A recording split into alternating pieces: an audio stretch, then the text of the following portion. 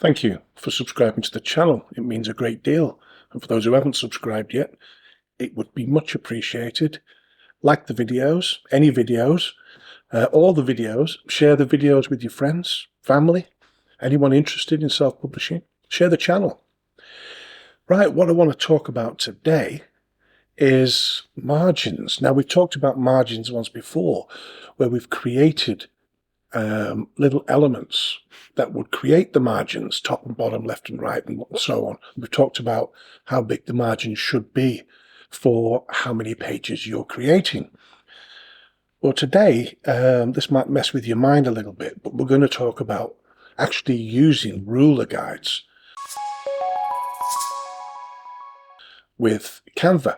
Now, you can do this in the free Canva, and it's creating, again, margins using Canva, but this is a little bit different, and you may find it more, easier to do, because, especially if you're doing fiction, because you may want to indent each paragraph by whatever you choose. There's no set rule, and I've done a video on indentations and whatnot, so you can have a little look or search for that video.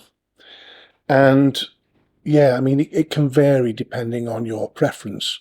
There's also the issue of line spacing. If you want a space between each of your paragraphs, or you just want to run your paragraphs one after the other with an indentation afterwards.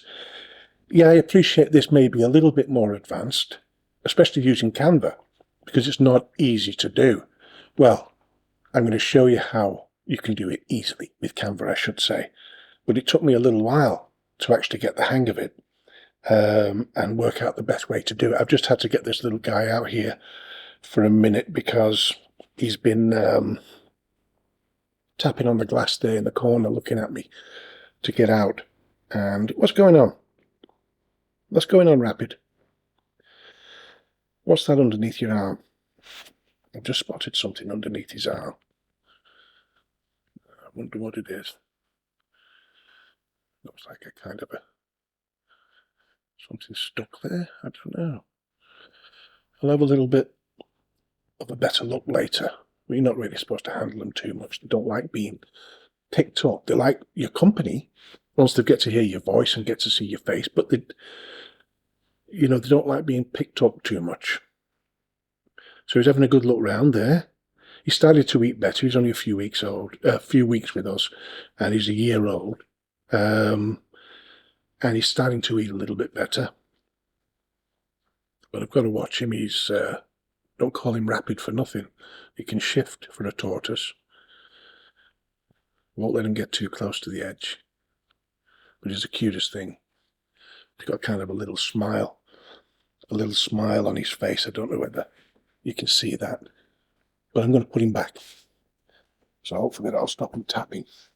Okay, what I'm going to show you here is in a bit of an example. I'm actually creating a book at the moment. It's going to be about 300 pages.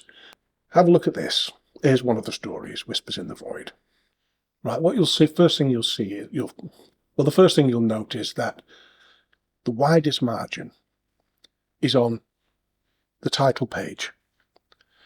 Now, this could be a chapter page, but it's usually a title page. Or if some people like to just put their chapters on whatever page is free, the chapter titles, but I don't, and it's never really been something you should consider, I don't think. It's nice when you open a book and you open it like that, and you've got your chapter page there, your chapter title, not there on the other side of the book. It's always nice to start it on the right-hand side as you open the book.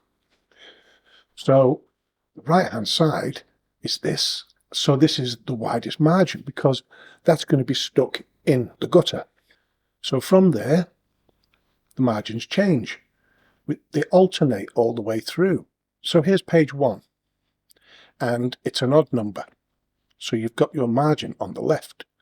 Page 2 is an even number, so your margin is on the right, your biggest margin.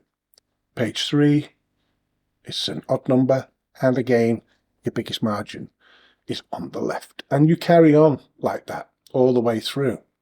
So when you look at that from a distance, everything's sort of left, right, left, right, left, right, all the way through.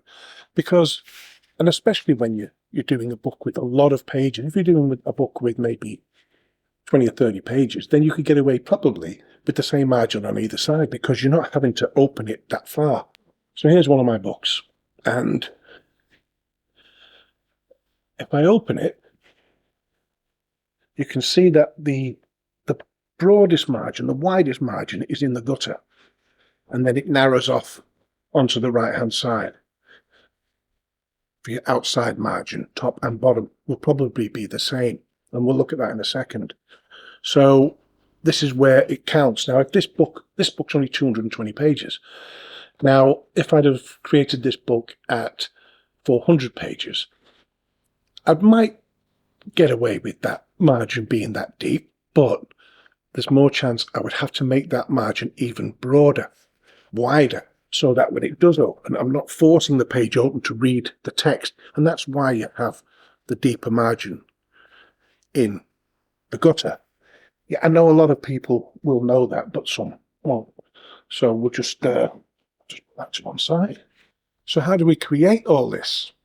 Well, especially in Canva now, it's easy enough to do in Word. Right, so if I zoom in onto all this, you can see that I've actually indented. There can be a preference. You could have a big indent if you want. It's up to you to set them as, there's no fixed rule for indentation. You'll find that with non-fiction, often there's no indentation whatsoever. So that's not a problem. It's straightforward. Or there may just be a small indentation. But you find that with fiction, the indentation gets bigger. And it's a funny thing, but it's a personal choice. It looks good. But then you've got this other issue here where some people would like a bigger gap between the two paragraphs, whereas others would, like I've done, just come straight from one paragraph to the next without having a wider gapping here. And we're going to talk about this. So how do we set this up? How do we get these margins right? Well, let's go to a blank page first. Whatever page it is you're planning on doing. Now, I've got a 6x9 here for an example. It's just blank, so you can use whatever you're using. Sometimes if you want to use a 5x8 for a non-fiction book, for instance, or you're using non-fiction, which is 6x9 is pretty common. And make sure your rulers are on. So if you go to File, View Settings, Show Rulers and Guides. Well, that's what you want. Okay, so click that, make sure that's set. So you've got your rulers at the top and rulers at the side. Now then, you want to know what size your margin should be. So we go to Amazon, KDP, and there's a link in the description for your margin sizes, or you can just type in Amazon KDP margins in Google or Bing or whatever it is you're using, and you'll find your link to that. If you've got 24 to 150 pages, your inside gutter, that's your deep one, that's your big one right in the gutter there, is 0.375. Now I'd just round that up at 0.4 of an inch, or 9.6 millimeters if you're using metric. Again, I'd round that up to 10 millimeters, or a centimeter if you like. What if it's 151 to 300 pages? Now I plan on my book being 300 pages, so I'm not going to go to 300 pages in case it goes over. I'm going to base mine on 301 to 500 pages. So always allow a little bit more on your gutters because it makes an easier reading experience. 151 to 300 pages is half an inch, or call it 13 millimeters, or 1.3 centimeters if you like. This doesn't matter whether it's bleed or not. The inside gutter margins, it makes no difference. Your book could be bleed or it might not be bleed, but your gutter margins are in this. It doesn't take into account your bleed because that's really based on your outside margins. So I want 301 to 500 pages. So I'm going to have to set my gutter margin, my widest margin, up at 0.625 inches or 16 millimeters or 1.6 centimeters. So I go to here. I'm going to go over to the ruler here on the side. I'm going to left click the mouse, hold it down and drag onto that page. I'm going to Elements. I'm going to get a square. I'm going to put that right up against that edge of the page, and I'm going to move it. And as you can see, if I can zoom in a little bit more, as I'm moving it, you can see, well, it's not easy to see, but you can see the size changing, the width of it changing. 0.7. I'm going with 0.7 rather than trying to figure out what 0.625 or whatever it was is, because rounding it up, it's always better to have a broader margin than a narrower margin than you need to. That's my gutter margin for 300 pages or more. Now then, I'm just going to bring that down a bit there like that, give it a bit of size, but keep it right on the edge. And I'm going to give it a bit of colour so I can see it, so you can see it. Okay, so I know that that's my inside gutter margin. So I'm going to go over to this ruler, and I'm going to left click it and hold it down, hold the left mouse down and pull it up over right up to the edge of that pink box. Or I can simply just drag one over. Now then, this is page 1 and it's an odd number. So I want my gutter on the left, my biggest margin. But then I go to the second page. Well, I want that on the right because we alternate all the way through. So I'll put that right up against the edge. And as you can see, as we move down, that shows up on every page. If I was to click on the next page, it still shows. That ruler still shows. It's a guide, and everything can click to that guide. Okay, so now I'm going to pull another ruler over to that one. So now on every page, we have the same margin. Even though we're only going to use it, we're going to alternate one to the other. We're setting it up so that it fits every page. Now what we want is the outside margin. So let me just put that back there. Well, I could just leave it there for now. Zoom in a little bit. We want the top, bottom, outside margins. We've done the gutter. We want all the bits on the outside of the page. So we go to here, outside margins. And there's 2 sets of measurements here, one without bleed, one with bleed. I'm not using bleed for my non-fiction, for my fiction book, and not many people do. Everyone just has the board. Unless you're using images and you want things going edge to edge, just stick with no bleed. Now, okay, it's got 0.25 inches. It says at least 1/4 of an inch or 6.4 millimeters for your outside margins for my book. And really, that's for any book. It doesn't matter how many pages there is. But this is the no bleed version. And here's the bleed version, 0.375. Now, for the no bleed version, I would up that. Because it says at least, I wouldn't take a chance. I would go with 0.3 inches for that. Or instead of 6.4 millimeters, I would go with 7 millimeters. So if it was outside margins where it says 0.375 inches, I'd just go 0.4. Wouldn't mess about. And for metric, 9.6 millimeters, I'd just go for a centimeter or 10 millimeters if you like. Right, so what I want is 0.25. I'm going for 0.3. So we'll go back here and I set that same box and I bring it in, and you can see the width changing to, as soon as it goes to 0.3, I'll have that, but not, I won't let it travel to the edge till it reaches 0.2. I'll get it right as soon as it's gone to 0.3. I'll stop there. Okay, go back to page 1. And this is going to be my outside margin. So I'll put it right on the outside page and I'll drag a ruler to it. If I go to page 2, my margin will be on the outside on the left of an even number. Okay, so I'll drag another ruler.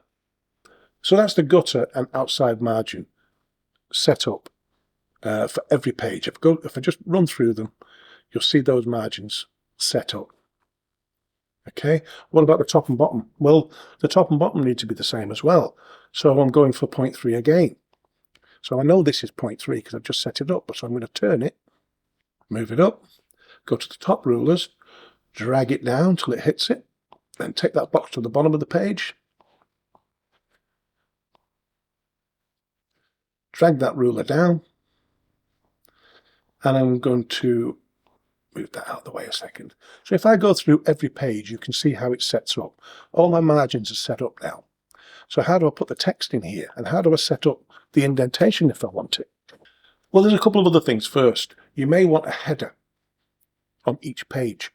And to do that, you could decide you'll have a smaller text for that. So if I was to go to just as it reaches point 2 from point 1, not letting it travel to point 3, but just as it moves from point 1 to point 2, and I'll have that.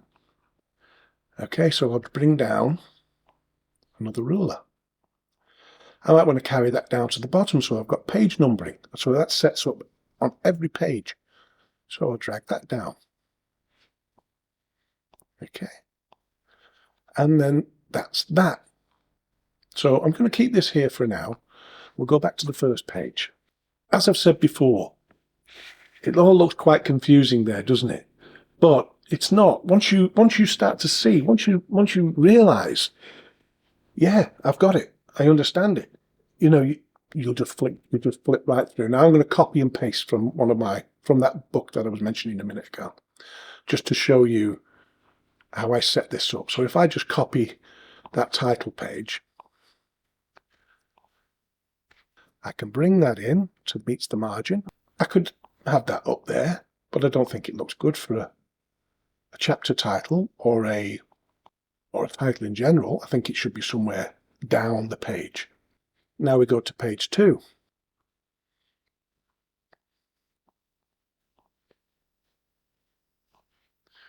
And this is where I've got a little bit of a blurb set up here. It's just sort of an introduction to this particular story.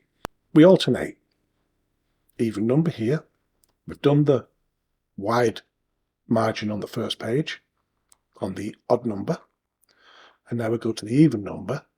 We want the deepest margin on the right hand side, so we pull that across, and as you can see here, pull that text right onto that edge because that's the widest margin. And I'm just going to drag that in a bit so that it meets that, because it was a different size. I've got this centered here because it's an introduction and I'm putting it in the middle of the page. And then we go to the next page. And again, we're back to the wide margin on the left. So I'll take some text. Now I could be copying that from a manuscript. I could be copying that from a Word document or from anything else, but a finished product ideally. You don't want to be sort of compiling this in a Canva document like this until you've got all your spelling right, and all your grammar correct. Because if you decide then to make alterations, you're going to have to move everything up. And I explain that more in the margins with the elements. So have a look for that. So I'm going to move this about now. And you can do that just by highlighting that box and just move. You won't move the margins. And it's an odd number and the deepest margin. So I'm going for that to the top. And I'm going to bring it in from the side. Never bring your text in from a corner because you're shrinking the text. So always just bring it in from the side. And that way the text will stay the same. It'll just move everything in. Right, okay, actually we're going to use this page to work out our indentations. Yeah, you can use the free version of Canva for that. I like Canva. I like doing this in Canva because everything sets up and it stays where you put it. That's it.